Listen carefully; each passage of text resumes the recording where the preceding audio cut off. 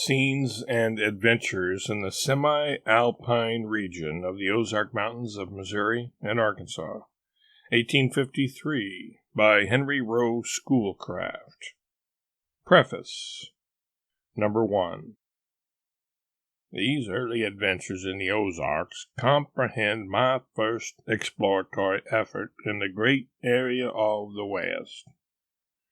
To traverse the plains and mountain elevations west of the Mississippi, which had once echoed the tramp of the squadrons of De Soto, to range over hills and through rugged defiles, which he had once searched in the hope of finding mines of gold and silver, rivaling those of Mexico and Peru, and this, too, coming as a climax to the panorama of a long journey from the east, constituted an attainment of youthful exultation and self-felicitation, which might have been forgotten with its termination, but the incidents are perceived to have had a value of a different kind.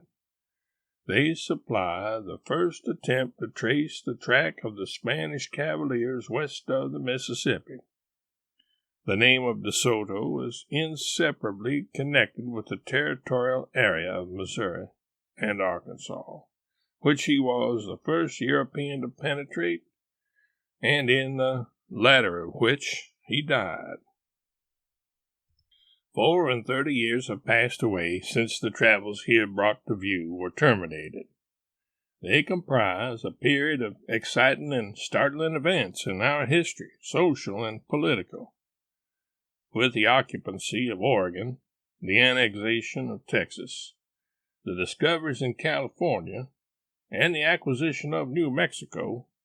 The very ends of the Union appear to have been turned about, and the lone scenes and adventures of a man on a then remote frontier may be thought to have lost their interest, but they are believed to possess a more permanent character.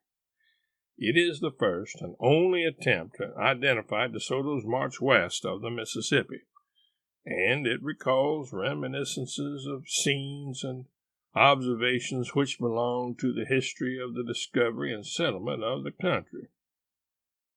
Little, it is conceived, need be said to enable the reader to determine the author's position on the frontiers of Missouri and Arkansas in 1818.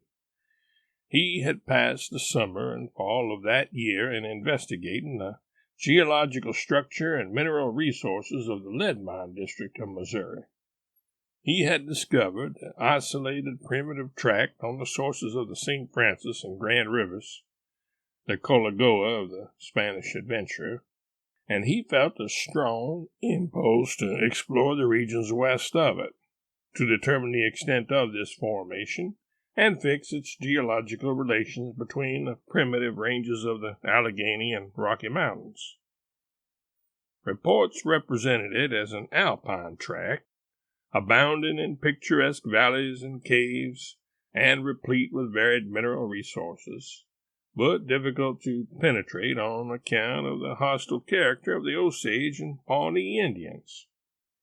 He recrossed the Mississippi to the American bottom of Illinois to lay his plan before a friend and fellow traveler in an earlier part of his explorations, Mr. Ebenezer Brigham of Massachusetts, who agreed to unite in an enterprise.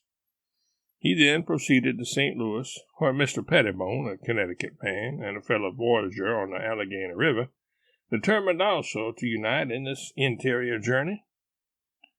The place of rendezvous was appointed at Potosi, about 40 miles west of the Mississippi. Each one was to share in the preparations, and some experienced hunters and frontiersmen were to join in the expedition. But it turned out, when the day of starting arrived, that each one of the latter persons found some easy and good excuse for declining to go, principally on the ground that they were poor men and could not leave supplies for their families during so long a period of absence. Both the other gentlemen came promptly to the point, though one of them was compelled by sickness to return, and my remaining companion and myself plunged into the wilderness with a gust of adventure and determination, which made amends for whatever else we lack. It is only necessary to add that the following journal narrates the incidents of the tour. The narrative is drawn up from the original manuscript journal in my possession. Outlines of parts of it were inserted in the pages of the Belles Lettres repository by Mr. Van Winkle, soon after my return to New York in 1819, from whence they were transferred by Sir Richard Phillips to his collection of voyages and travels, London, 1821. This latter work has never been republished in the United States. In preparing the present volume, after so considerable a lapse of time, it has been thought proper to omit all such topics as are not deemed of permanent or historical value. The scientific facts embraced in the appendix on the mines and mineralogy in Missouri are taken from my publication on these subjects. In making selections and revisions from a work which was at first hastily prepared, I have availed myself of the advantage of subsequent observation on the spot, as well as of the suggestions and critical remarks made by men of judgment and science.